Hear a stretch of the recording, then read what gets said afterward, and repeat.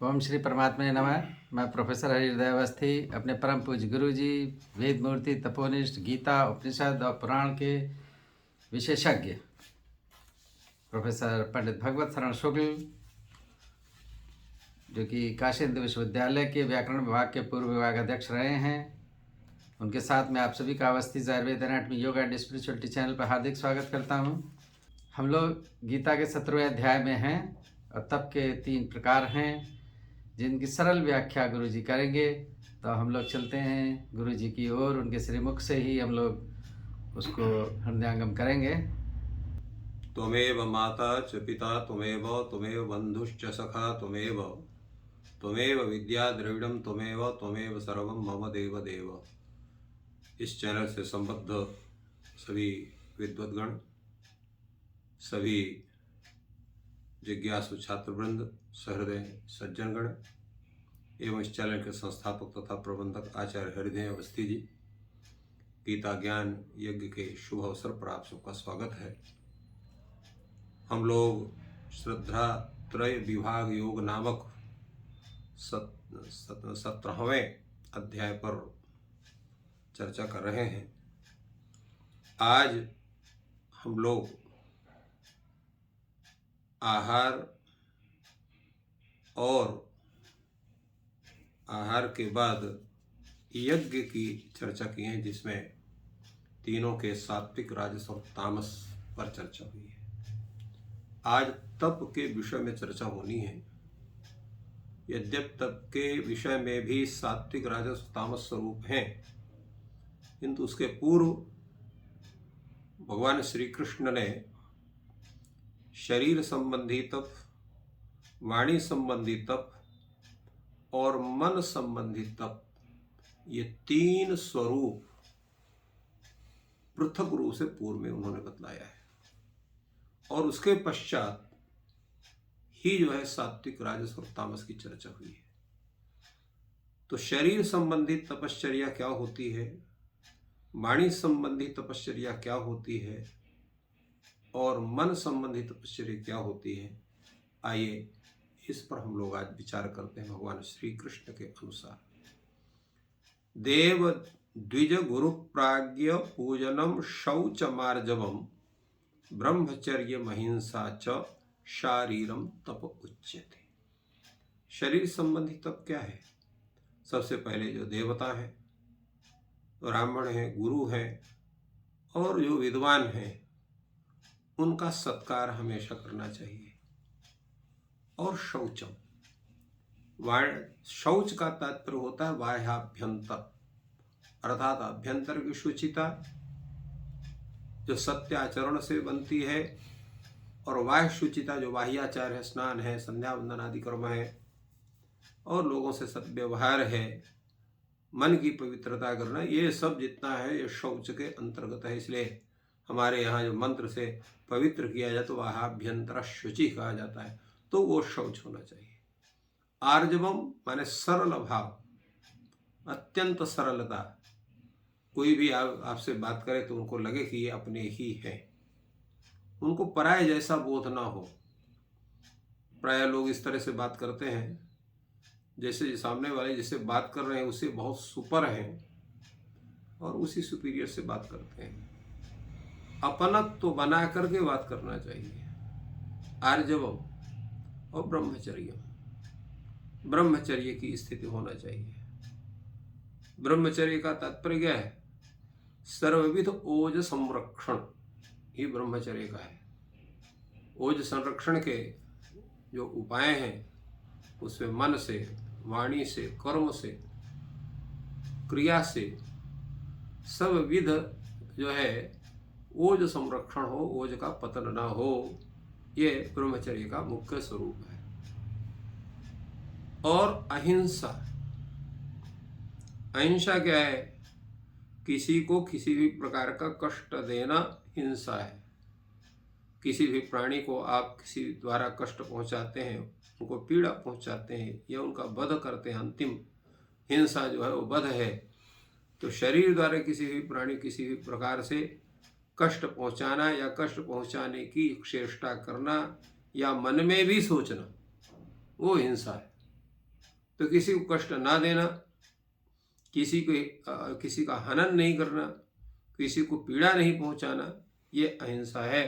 तो ये जितने तप हैं ये शरीर संबंधी तप हैं, क्योंकि हम शरीर के माध्यम से ही अपने देवताओं की, अपने गुरुजनों की, अपने ब्राह्मण समुदाय की और जो विद्वान हैं उनका हम सत्कार कर सकते हैं, और शरीर से ही अपने को पवित्र रख सकते हैं, और सरलता से ही, व्यवहार से ही हम सबसे अच्छा व्यवहार बना सकते हैं। शरीर से ही ब्रह्मचर्य का पालन कर सकते हैं, अहिंसा का पालन कर सकते हैं।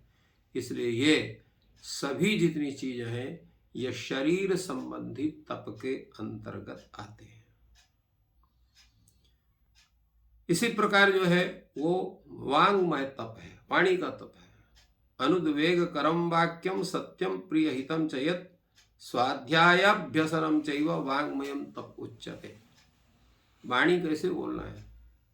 हमारे बोलने से किसी के अंदर उद्वेग नहीं होना चाहिए, व्याकुलता नहीं होना चाहिए, मानसिक कष्ट उसको नहीं होना चाहिए। ऐसी वाणी बोलना चाहिए।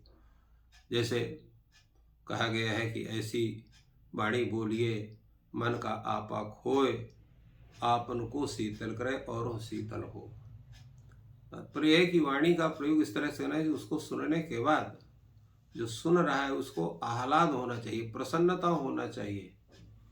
उसके मुख में जो है आयातित प्रसन्नता नहीं होनी चाहिए, जबरदस्ती प्रसन्नता व्यक्त करना स्वरूप नहीं, हृदय से प्रसन्नता का स्वरूप बनना चाहिए।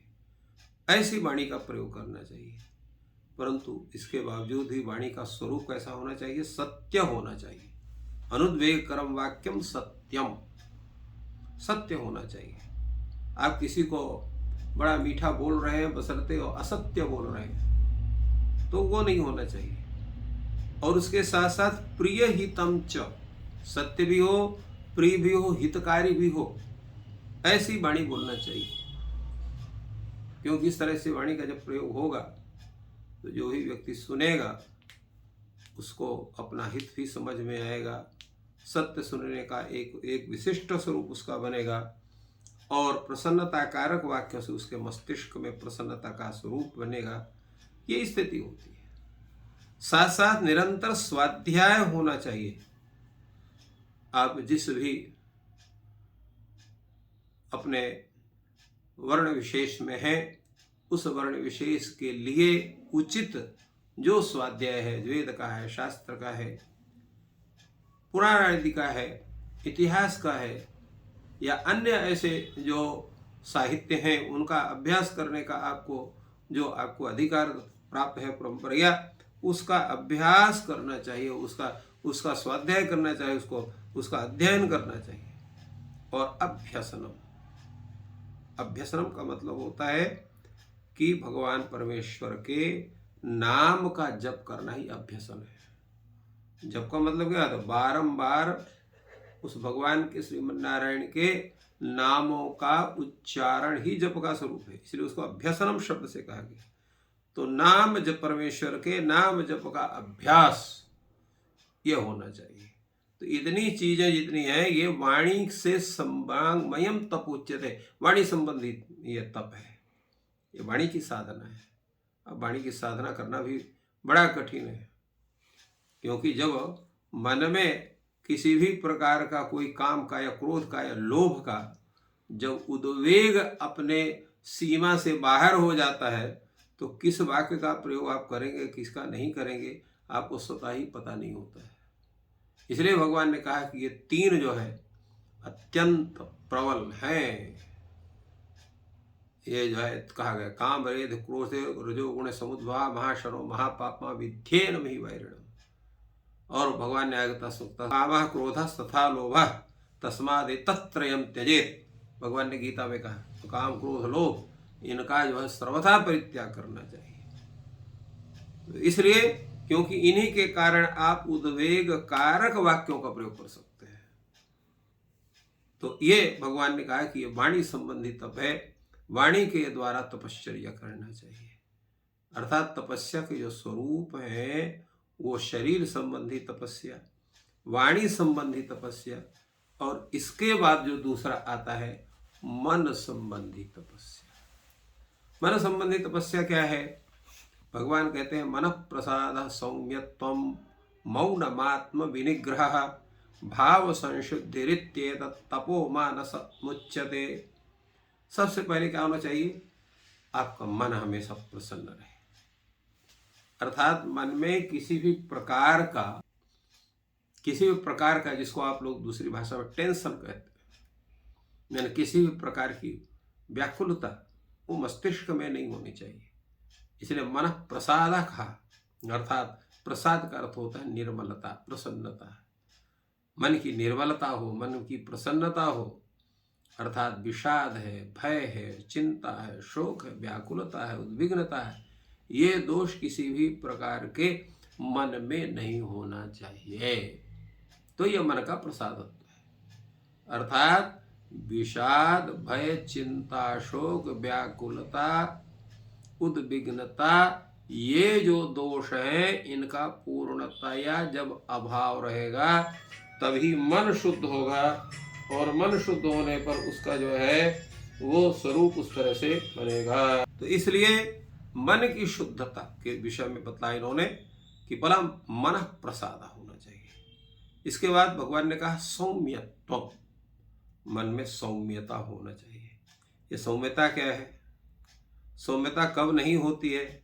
जब आपके वाणी में रुक्षता हो, आपके मन में किसी प्रकार की जो है किसी विषय को लेकर कटुता हो, किसी को देख करके आपको जलन हो रही हो, हिंसा का स्वरूप बन रहा हो, किसी ने कि आपके साथ गलत कार्य किया है तो उसका बदला लेने की इच्छा, प्रतिहिंसा करने की इच्छा हो, क्रूरता की स्थिति आपके मन में बन रही है, निर्दयता बन रही है, तो आदि ये जितने दोष हैं जो संतापकारक, तो उन दोषों का पूर्णतया अभाव होगा, तभी सौम्यता मन की बनेगी। सौम्यता का मुख्य अर्थ होता है कि ये जो दोष गिनाए गए, रुक्षता, डाह, हिंसा, प्रतिहिंसा, क्रूरता, निर्दयता आदि, ये जो शरीर को उद्वेग कारक है, वो उद्वेग कारक दोषों का शून्यता जब होगी तब मन सर्वथा शांत, सौम्य, शीतल। तो मन का सर्वदा शांत और शीतल बने रहना ही उसका सौम्यत्व है। तो इसलिए सौम्यत्व होना। इसके बाद भगवान ने कहा मौनम। मौन का तात्पर्य है कि आपको केवल उचित मात्रा में ही बोलना है, अधिक नहीं बोलना है। और बोलने में क्या करना है? जब आप मन को निरंतर भगवान के गुण में, प्रभाव में, तत्व में, स्वरूप में, लीला में, नाम में उनको लगाए रहोगे तो केवल वो जो है भगवान के ही चिंतन में रहेगा, अन्य चिंतन नहीं करेगा। एतदर्थ मौन रहना चाहिए। अत्यंत आवश्यकता पड़ने पर ही वाणी का व्यापार करना चाहिए, बाकी समय मौन रहिए, भगवान नाम स्मरण करते रहिए। तो मौनम कहा। ये मौन, क्योंकि व्यक्ति मौन जल्दी नहीं रह सकता है, उसको कोई ना कोई उसके साथ में बोलने वाला होना चाहिए। अगर दिन भर में किसी कोई बोलने वाला नहीं मिला तो उसको टेंशन हो जाएगा, क्योंकि हम सामाजिकता में इतने बस गए हैं, रच गए हैं, पल गए हैं कि हमको सामाजिकता के अतिरिक्त एकत्व वो अखरने लगता है। इसलिए भगवान ने कहा मौन रहना सीखिए। मौन से भी कई कार्य होते हैं। और यहाँ भी कहा गया जाता है कि जो सिद्ध लोग हैं वो बात नहीं करते थे, मौन में ही मौन रह करके वार्ता करते थे। एक बहुत बड़े संत थे, वो बतलाते थे कि एक अपने गुरु के यहाँ गए और मन में शंका थी कि ये गुरुजी से जाके पूछे, और गुरुजी के सामने देख रहे हैं, कुछ बोल नहीं रहे हैं वो संत, और जो उनके गुरु संत है वो भी कुछ नहीं बोल रहे हैं, और उनके शंका का समाधान हो गया और वहाँ से चल दिए। तो तादात्म्य का जो सिस्टम बनता है एक तपस्वी का दूसरे तपस्वी के साथ, तो वहाँ पर मौन रह करके भी वार्ता हो सकती है। ये ऐसा अध्यात्म विद्या का प्रभाव है। तो इस तरह से क्या होना चाहिए? मौन होना चाहिए, मौन अधिकतम रहना चाहिए। दूसरा भगवान कहते हैं आत्म विनिग्रह। आत्म विनिग्रह का तात्पर्य क्या है? कि जो है, जो अपना जो चित्त है, अहंकार है, मन है, बुद्धि है, ये सब इनका विनिग्रह हो। निग्रह अर्थात इनका जो है कहीं भी जो है चलाय मान्यता न बने। जहाँ उचित स्थल है वहीं इनका विनियोग होना चाहिए, वहीं प्रवृत्ति होना चाहिए। तो आत्म विनिग्रह और जो है भाव संशुद्धि ही, भावों की संशुद्धि पाने के बाद अच्छी तरह से पवित्रता होनी चाहिए। जो भी भाव हमारे हो किसी के भी प्रति, वो अत्यंत सात्विक और पवित्र होना चाहिए। पवित्र वही होगा जहाँ काम, क्रोध, लोभ, मद, मगध इत्यादि की गंध जहाँ नहीं होगी, वही पवित्र स्वरूप उसका बनेगा। तो ऐसा जो है अच्छी तरह से जो पवित्र है, भाव संशुद्धि, तो ये सब जो है ये मन संबंधी तप है। तो जब इन तीनों तपों का हम अच्छे ढंग से पालन करके अपने जीवन में उतारते हैं तो हम भी तपस्वी बन सकते हैं। इसलिए भगवान ने पहले बताया कि पहले तप के सात्विक, राजस भेद, तामस भेद बताने के पूर्व ये भेद हमें बताना आवश्यक है कि शरीर संबंधी जो है तप और वाणी संबंधी तप, मन संबंधी तप, इन तीनों तपों का अच्छे ढंग से ज्ञान करके और उसको अपने जीवन में उतार के अपने को धन्य बनाया जा सके। तो इस प्रकार गुरुजी ने बहुत ही सुंदर तरीके से बताया कि जो तप है, तो शरीर का तप, वाणी का तप और मन का तप को बहुत ही सरल शब्दों में हम लोगों को व्याख्या की और उसका हमें अनुसरण करना चाहिए, जिससे कि तपस्वी बन सकें। ईश्वर आपकी सहायता करें। आपका दिन शुभ हो। धन्यवाद।